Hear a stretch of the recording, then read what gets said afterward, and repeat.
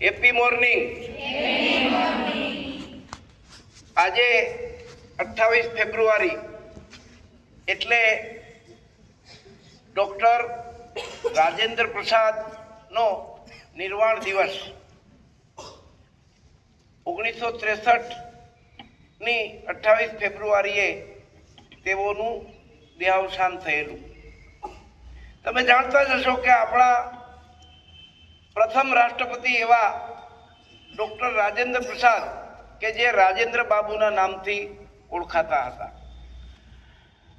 બિહારમાં જેમનો જન્મ થયો અને કલકત્તા યુનિવર્સિટીમાં એમણે ઉચ્ચ શિક્ષણ પ્રાપ્ત કર્યું।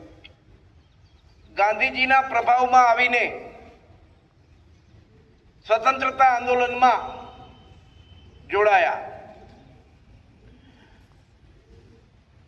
ઇતિહાસના પાના જ્યારે પણ ઉથલાઈએ ત્યારે ખ્યાલ આવે કે કેટલાક એવા વ્યક્તિત્વ હતા કે જે પોતાની વિશિષ્ટતાને લઈને લોકો આજે પણ એમને યાદ કરે છે।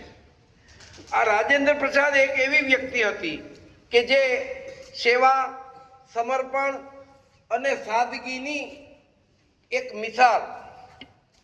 એકદમ સરળ જીવન,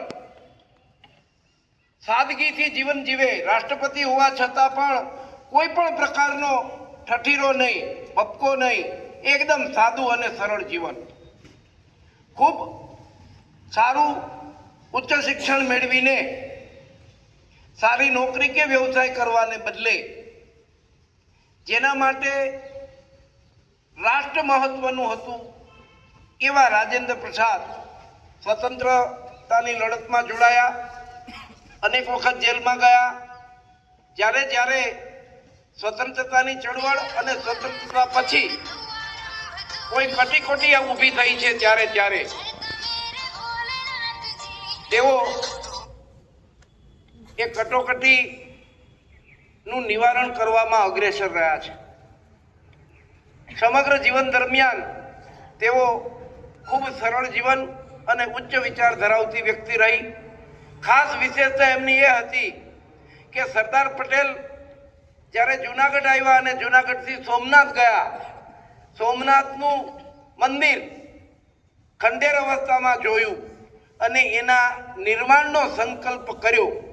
પછી એમનો જે દિવસે સ્થાપના દિવસ હતો નિર્માણ થયા પછી, એ દિવસે કોંગ્રેસના બધા નેતાઓ, વડાપ્રધાન સહિતના વિરુદ્ધમાં હોવા છતાંય રાજેન્દ્ર પ્રસાદ એ પોતાની દેશભક્તિ અને સરદાર પ્રત્યેની નિષ્ઠાને પરિણામે એ સોમનાથ આવ્યા।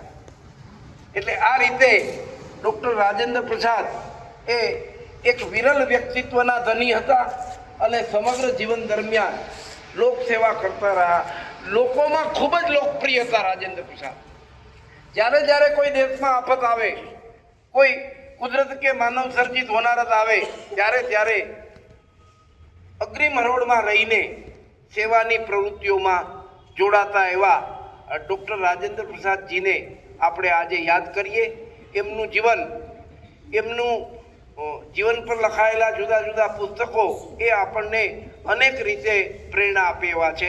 સાથે સાથે આજે એક બીજો પણ મહત્વનો દિવસ છે, રાષ્ટ્રીય વિજ્ઞાન દિવસ, કે જે આપણા વૈજ્ઞાનિક ડૉક્ટર સીવી રામન દ્વારા થયેલી એક શોધના સંદર્ભમાં આ 28 ફેબ્રુઆરીને રાષ્ટ્રીય વિજ્ઞાન દિવસ તરીકે ઓળખવામાં આવે છે। ત્યારે આપણે એ પણ યાદ રાખીશું કે 28 ફેબ્રુઆરી એટલે રાષ્ટ્રીય વિજ્ઞાન દિવસ।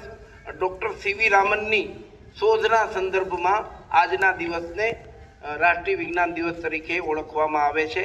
ધન્યવાદ। ભારત માતા કી જય।